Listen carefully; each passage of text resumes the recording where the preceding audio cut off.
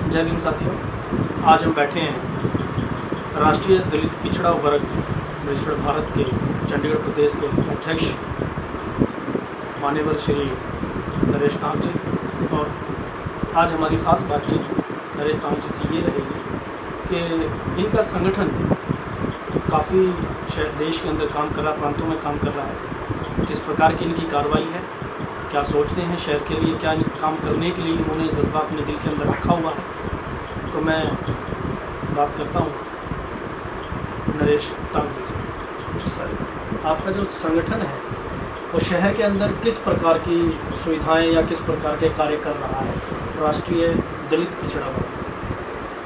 पहले तो मैं आपका और आपके वीर भारत समाचार चैनल का आभार प्रकट करता हूं कि जिसके द्वारा मुझे इस लायक समझा गया और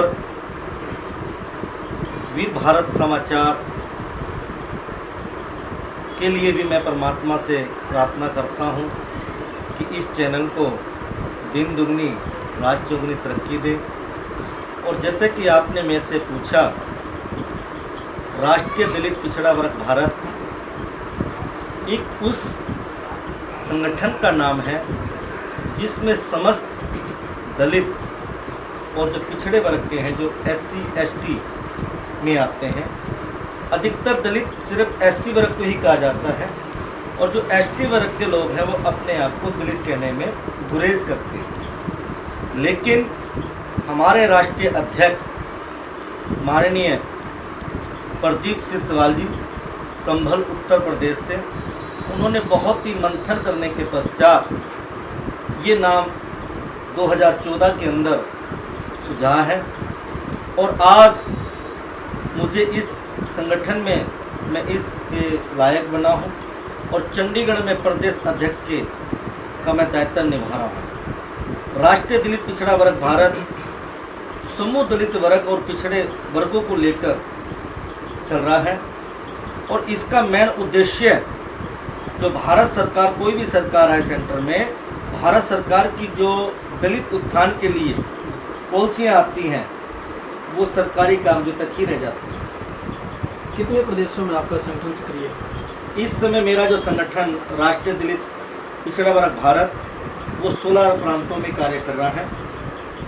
चंडीगढ़ से मैं स्वयं हूँ, आपकी सेवा में हूँ और उत्तर प्रदेश के अंदर तीनों सैनी जी सहारनपुर से हैं, आसाम में सुजीत वाल्मीकि जी हैं और मध्य प्रदेश में अजय दावरिया जी हैं और उनके सहयोगी वहाँ पे, और पंजाब के अंदर नरेश बहुत जी मोगा से हैं। तो इस प्रकार से 17 प्रांतों के अंदर ये संगठन कार्य कर रहा है। किस प्रकार के कार्यकर्ता आपका संगठन? सोशल, राजनीतिक या स्पेशली चाइल्ड के ऊपर काम कर रहा, महिलाओं के ऊपर काम कर रहा है? किस प्रकार के काम करता है? जैसा कि अभी बीते वर्ष हाथरस कांड हुआ है और अभी 1 दिसंबर को दिल्ली के नागल गांव में हुआ है, तो हमारा संगठन उसमें सामाजिक दृष्टिकोण से अपना प्रोटेस्ट करता है। लेकिन एक लिखित में और वक्तव्य में फ़र्क है। हम लिखित में कार्यवाही में ज़्यादा विश्वास करते हैं।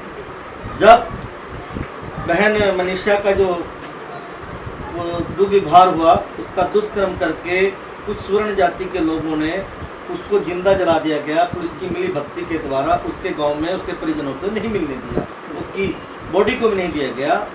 मैंने और मेरे राष्ट्रीय अध्यक्ष ने भारत सरकार के संबंधित विभाग में लेटर लिखे, जिनका जवाब उनके पास भी आया है और मेरे पास भी। और हम शिक्षा को महत्व ज़्यादा देते हैं और जो हमारे बच्चे पढ़ लिखने के बाद बेरोज़गार हैं, हम उनको रोज़गार प्रयोगशाला का ज्ञान दिलाने का प्रयास करते हैं कि वो उसकी तरफ आकर्षित हो और अपना स्वयं का बिजनेस स्टार्ट करें। शिक्षा के लिए क्या क्या आपने अभी तक कदम उठाए?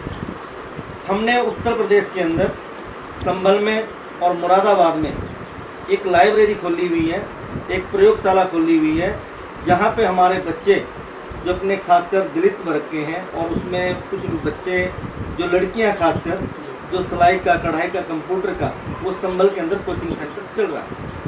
चंडीगढ़ के अंदर आपने क्या क्या कार्य शुरू किया? अभी चंडीगढ़ के अंदर अब ये संगठन का मैं नवनियुक्ति हूँ, अभी कुछ ज़्यादा समय नहीं हुआ। यहाँ का जो कोरोना काल चल रहा था, इस कोरोना काल की वजह से इस पर हम सक्रियता काम नहीं कर पाए, लेकिन जैसे ही कोरोना काल ख़त्म होता है तो हम जो मलिन बस्ती हैं, दलित बस्तियां हैं और गरीब परिवार की लड़कियां हैं, उनको हम चंडीगढ़ प्रशासन के अपना सामाजिक कल्याण विभाग के तहत मिलकर वहां से जो एक सोशल एक्ट के द्वारा और सोशल जो कार्य किए जाते हैं सामाजिक विभाग के द्वारा, हम वो करवाएंगे।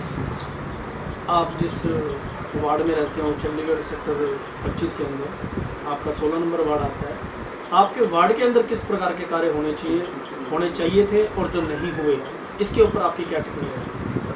बहुत अच्छा सवाल किया आपने।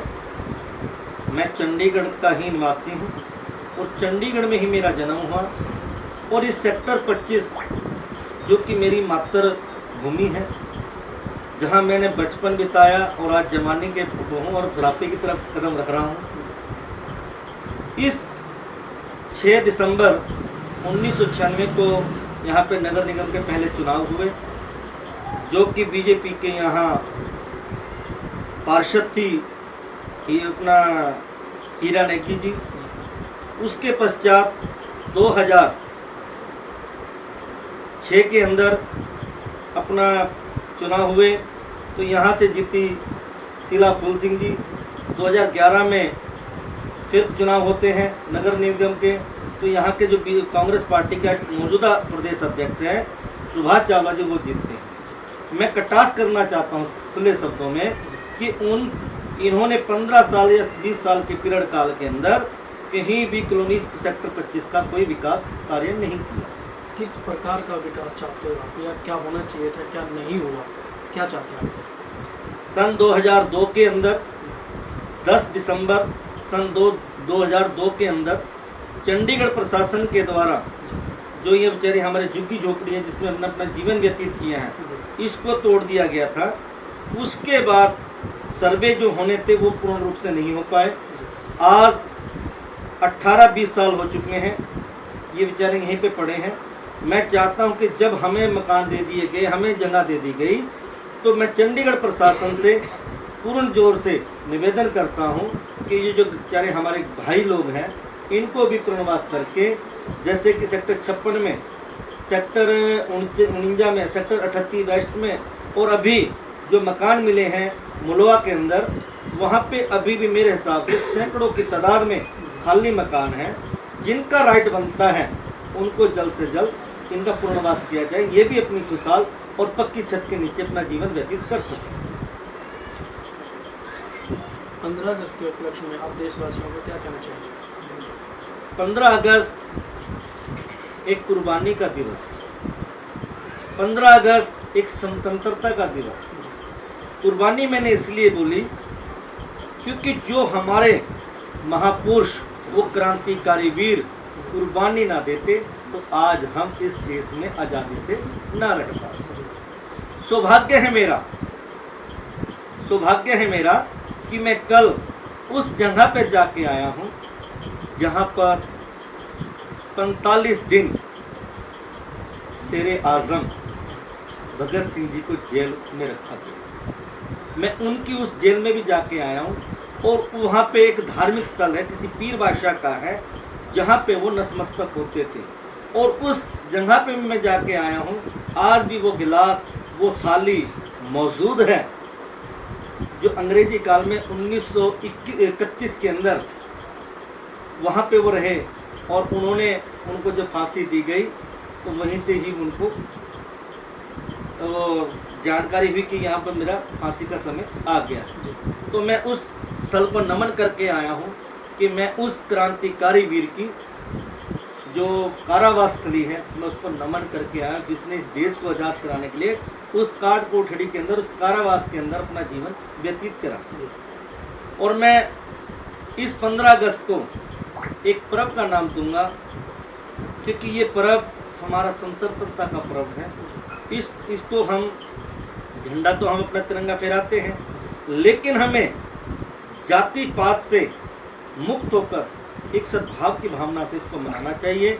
और मैं पूरे देशवासियों से और विशेषकर उस क्रांतिकारी परिवारों से जिनके पूर्वज इस देश को आज़ाद कराने के लिए शहीद हुए इस देश के लिए, कि इस 15 अगस्त वाले दिन उनको और उनके नाम को, उनका चित्र लगा के उनको नमन जरूर करना चाहिए।